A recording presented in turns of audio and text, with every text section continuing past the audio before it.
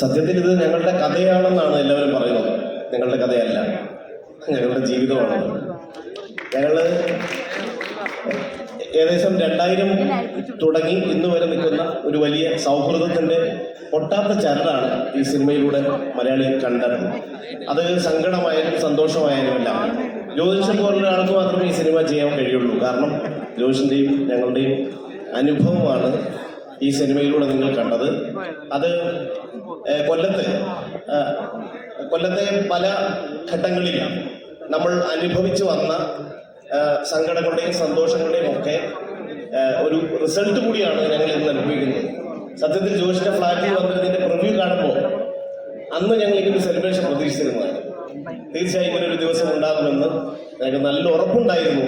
കാരണം അത്രത്തോളം ഡെഡിക്കേറ്റ് ചെയ്ത, ഇവിടെ സന്ധ്യ ചേച്ചിയൊക്കെ പറഞ്ഞ പോലെ അത്രത്തോളം ഡെഡിക്കേറ്റ് ചെയ്ത ഒരു മനുഷ്യനാണ് ഞങ്ങളുടെ കൂടപ്പിറപ്പായ ജ്യോതിശങ്കർ.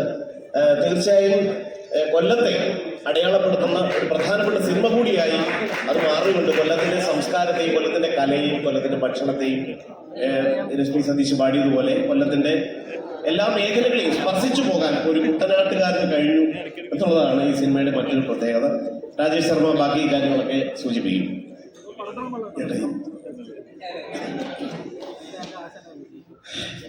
ഈ കൊല്ലത്ത് ഞങ്ങൾക്കൊക്കെ ഒരു കാലമുണ്ടായിരുന്നു. ഒരു നിങ്ങളൊക്കെ കഴിഞ്ഞ അതുപോലത്തെ ഒരു ചെറിയ റൂമിനകത്ത്, ഒരു 10 റൂമിനകത്ത് ഒരു കട്ടിലും ഉടുത്തുടുത്ത് മുഷിഞ്ഞ തുണി, ആ തുണിക്കൊക്കെ നാടകത്തിൻ്റെ മണമുണ്ട്, ചിത്രകലയുടെ മണമുണ്ട്. അങ്ങനെ ഒരുപാട് അനുഭവങ്ങളുള്ളൊരു മുറിയാണ് ആയിരുന്നത്.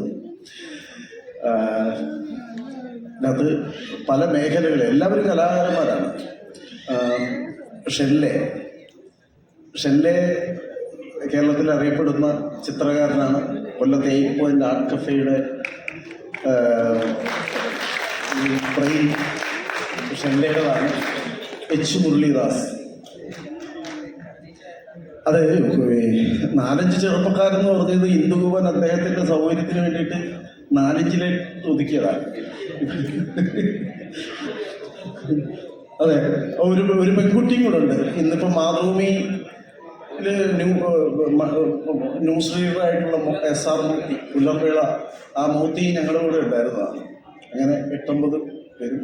പിന്നെ എല്ലാവരുടെയും കഥാപാത്രം ഒരുമിച്ച് ബാസ്റ്റ് ഏൽപ്പിച്ചിട്ടുണ്ട്. ഒരു 6 കഥാപാത്രം ഒരുമിച്ച്. അപ്പോൾ എല്ലാവരെയും കൂടെ അല്ലാതെ ഇപ്പോൾ ഇതിൻ്റെ ഒരു നോവലിലെ തുടക്കം ശരിക്കും ഇന്ദുഭവൻ ഇങ്ങനെ ഞങ്ങളെ ഓരോരുത്തരെയും വിളിച്ചിരുത്തി ഞങ്ങളുടെ ജീവിതത്തിൽ നടന്നിട്ടുള്ള കാര്യങ്ങൾ. പക്ഷെ എല്ലാം ഒന്നും ഇന്ദുഭവൻ എടുത്തില്ല. അതിനും ചില പ്രശ്നങ്ങളൊക്കെ ഉണ്ട്. വിവാദം വരാതെ വളരെ രസകരമായിട്ട് ഇന്ദുഭവൻ അതിന് എല്ലാ കഥയും പറയാൻ പറ്റും.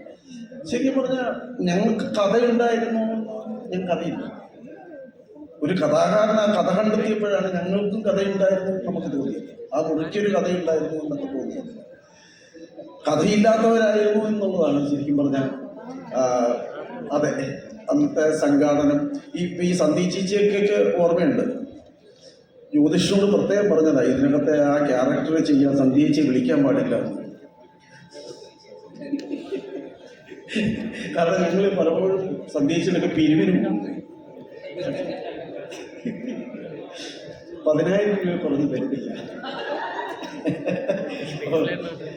പൈസ മേടിച്ചെടുക്കുന്നതിൻ്റെ ബുദ്ധിമുട്ടുണ്ട് ചേച്ചി. അപ്പോൾ ഞങ്ങളെ ഒരുപാട് മനുഷ്യരുടെ സഹായം കൊണ്ടും ഒരു വലിയൊരു കലാ സംഘാടനം നടത്തിയിരുന്ന ഒരു കൂട്ടമാണ് മോന്തായം എന്ന് പറയുന്നത്. കാനായ സാറാണ് അതിൻ്റെയൊക്കെ ഒരു തുടക്കം ഞങ്ങൾക്ക് ഇട്ട് തന്നത്. ഞങ്ങൾ 8 ഹോട്ടലും ബാസ്റ്റിൻ ഗംഭീര കേരളത്തിലെ അറിയപ്പെടുന്ന ഗസൽ ഗായകനാണ്. ഇത് ഞങ്ങൾക്കിടയിലെ രാഷ്ട്രീയ നേതാവാണ്. ഇദ്ദേഹം ഫോക്ലോറിലാണ് ഇദ്ദേഹം റിസർച്ച് ചെയ്തത്.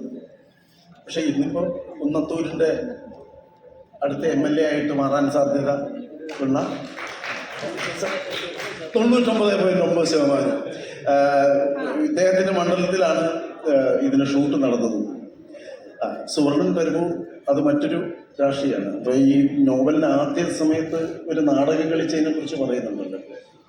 അതിലൊക്കെ ഉണ്ടായിരുന്ന രക്ഷപ്പെട്ടു പോയ ആൾക്കാരാണ്. പിന്നെ അതുപോലെ ജ്യോതിഷിൻ്റെ തന്നെ ആർട്ട് അസോസിയേറ്റ് ആയിട്ട് ഉള്ള ആളാണ് വിക്രമൻ. ഞങ്ങളുടെ കൂട്ടത്തിൽ അന്ന് ആദ്യം കല്യാണം കഴിച്ച ആള് വിക്രമന്. പെണ്ണ് കിട്ടിയ ഷിമോൺ വളരെ കുറച്ച് കഴിഞ്ഞിട്ട് ഞങ്ങളുടെ ഒപ്പം കൂടിയ ആളാണ്. ആർട്ട് ഗാലറി കൊല്ലത്തെ 8 ക്യൂബ് എന്ന് പറയുന്ന അല്ല 5 ക്യൂബ് എന്ന് പറയുന്നൊരു ആർട്ട് ഗാലറിയൊക്കെ ആയിട്ട് ഉണ്ട്. ഇത് മാത്രമല്ല ഇനിയുണ്ട്. സിനിമയ്ക്ക് ഷൈജു ഒക്കെ വരാനുണ്ട്. പല ആൾക്കാരും ഞങ്ങൾ ഇണങ്ങിയും പിണങ്ങിയും തല്ലുകൂടിയും ഒക്കെ തന്നെയായിരുന്നു ആ മുറിക്കുള്ളിൽ ഞങ്ങളുടെ ഒരു ജീവിതം. അതെ, പല രീതിയിലൂടെ ജെട്ടിപ്പുറത്തുകൂടി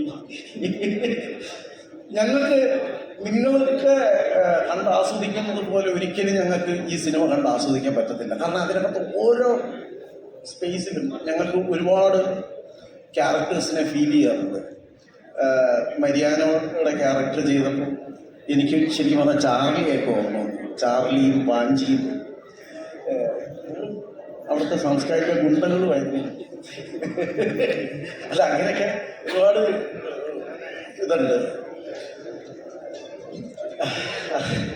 കൂടുതൽ സംസാരിക്കുന്നില്ല. ഒന്നാമത് നല്ല വിശപ്പൊക്കെ ഇടിച്ചു തുടങ്ങിയ സമയമാണ്. ഇന്ദു ആർക്കും പറയാൻ ചോദിച്ചേ മതിയല്ലേ? ഒന്ന് കൈയടിച്ച്